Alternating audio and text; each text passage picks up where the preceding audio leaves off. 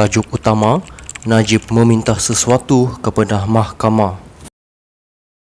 Petaling Jaya, bekas Perdana Menteri Najib Razak meminta Mahkamah Persekutuan menerima mengemukakan set dokumen kedua yang menurut dakwaannya adalah keterangan baharu yang menunjukkan penglibatan Hakim Nazlan Ghazali dalam penubuhan SRC International dan pemberian kemudahan pinjaman RM4.17 bilion kepada 1MDB untuk memperoleh Tanjung Energi. Dokumen itu termasuk minit mesyuarat dan email yang menurut Najib menunjukkan Nazlan semasa menjadi peguam dan setiausaha syarikat Maybank tahu tentang perkara-perkara yang menjadi teras pembelaan Najib dalam perbicaraan SRC International.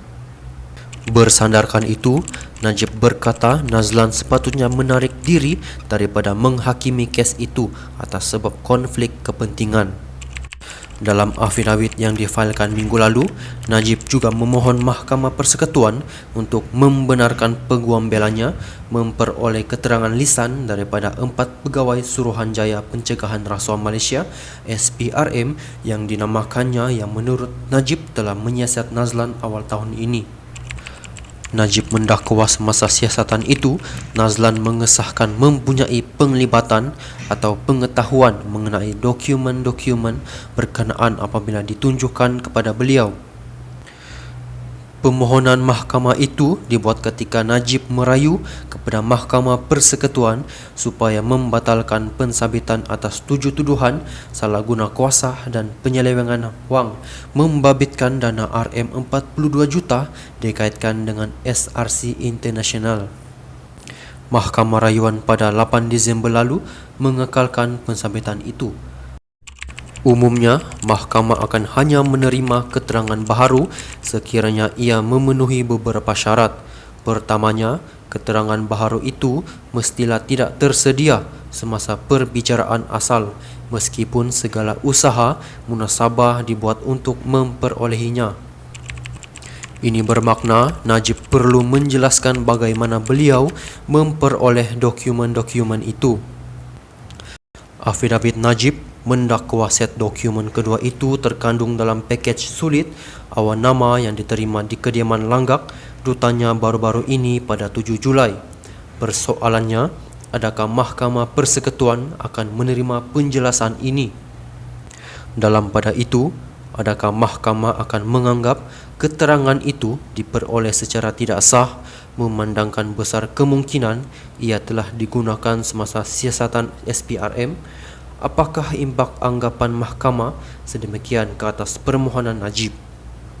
Secara amnya, bahan keterangan yang diperoleh secara tidak sah tetapi boleh diterima sekiranya relevan dengan isu yang dipertimbangkan oleh mahkamah. Namun, kes Najib ini boleh dikatakan unik. Lazimnya tertuduh yang akan membantah sekiranya pendakwaan bergantung kepada keterangan yang diperoleh secara tidak sah demi membuktikan satu jenayah telah berlaku.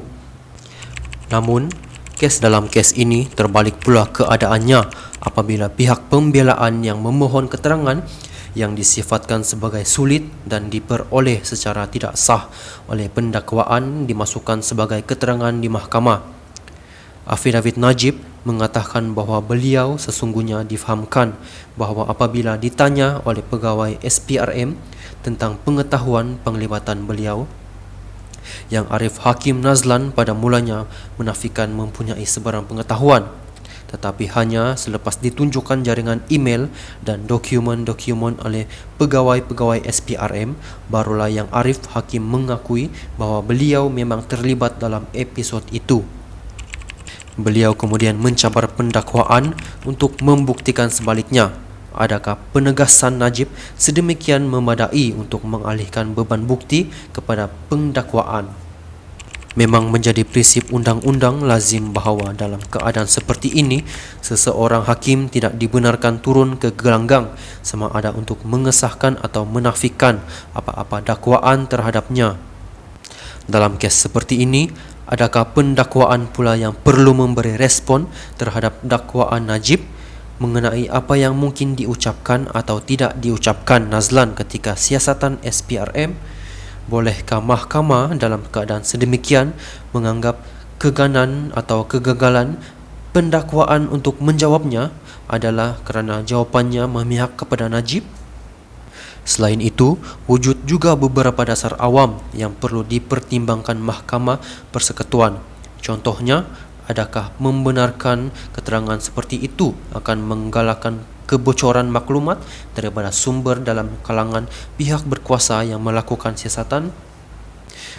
Perkara ini perlu diimbangkan dengan hak asasi Najib untuk mendapat perbicaraan secara adil yang dijamin perlembagaan negara, sesuatu yang beliau mendakwa telah dinafikan untuk dirinya apabila Nazlan menghakimi perbicaraannya.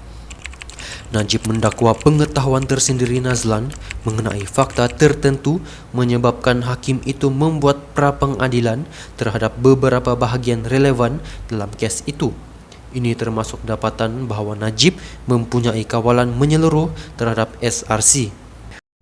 Tentunya, banyak perkara perlu dipertimbangkan Mahkamah Persekutuan bukan saja dari sudut kesan atas kes itu sendiri, tetapi juga dari segi persepsi awam terhadap kewibawaan sistem kehakiman, pihak berkuasa, penyiasatan dan pendakwaan.